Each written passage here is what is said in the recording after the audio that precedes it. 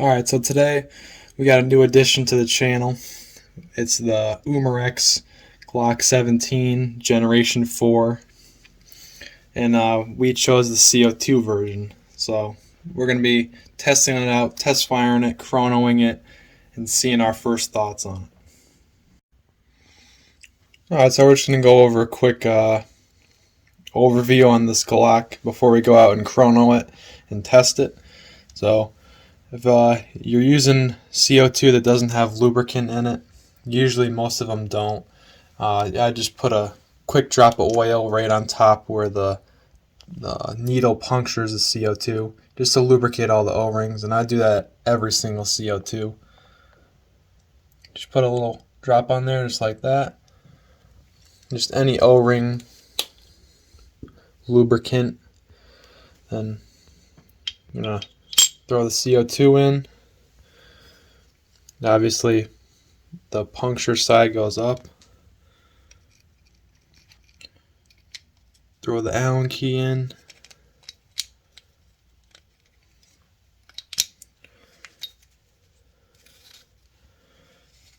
And you'll want to do this quick so it doesn't leak out much gas.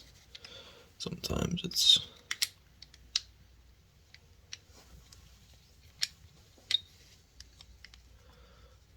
okay, and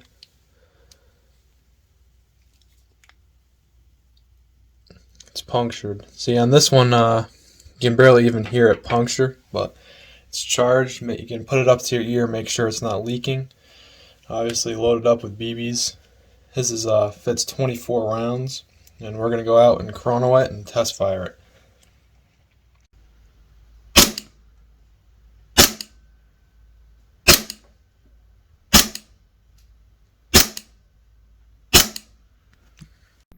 Can't really expect too much.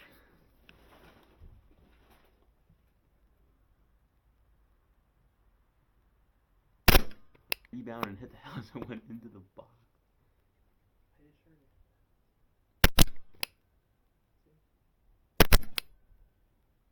Shoots a lot left. That was kind of weird.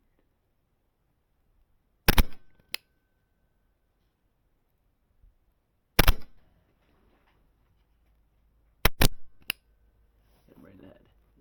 Do we need more hop? Let's adjust that. So you think it's more or less? No, right there. It's dialed in. It's shooting above where the sights are. So.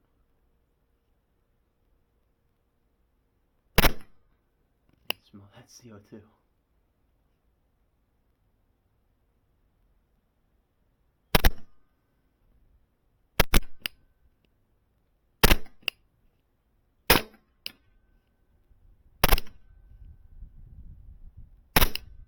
Oh. There you go. Bullseye. Not a bullseye. I think it's actually pretty accurate. Yeah. The sights are kind of blocking. Yeah.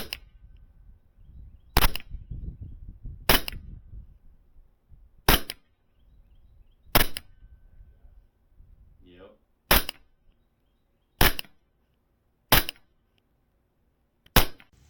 Alright, so we just chronoed it and it shot around 290 to 280 FPS with 25s.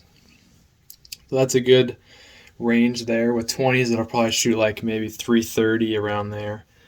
And what we found is there's really not that much of an FPS drop because we chronoed it the fourth mag with the same CO2, and it shot 290 and 280 in that same range. So it really doesn't drop that much.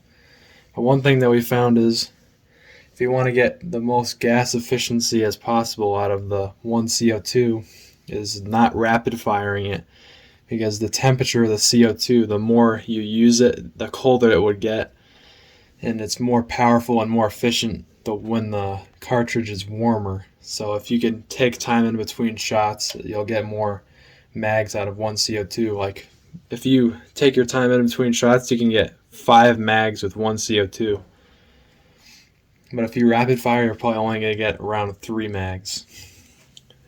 So as far as maintaining this gun, obviously kind of both CO2s and gas blowbacks get a bad reputation for being unreliable and having lots of problems with leaking.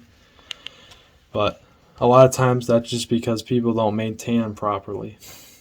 So as far as the mag goes, you're going to want to get yourself some O-ring oil. This is some tornado grenade oil. Yes, it says not for gas blowback use, but that's for as far as the actual mechanical parts of the gun. I'm just using this on the sealing parts, which is what it's also used for in the tornado grenade. So every once in a while you're just going to want to oil in here. Oil in that little port behind where the BBs are. Oil the little ejection port for the gas that pushes the gas valve open. Oil that. And then every time you put a new CO2 in, there's a little seal right there. Put a drop like we showed in the beginning of the video on top of the CO2. That'll make sure when it punctures, it'll blast that oil up and lubricate all the O-rings. And also, what I've seen a lot of people do is oil the track in there, so that way your mag doesn't get stuck in spots and stuff like that.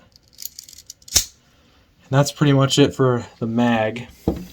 And this works on green gas and both CO2 and green gas, so it's only a little bit different. And as far as maintaining the actual pistol here, we can take it apart real quick.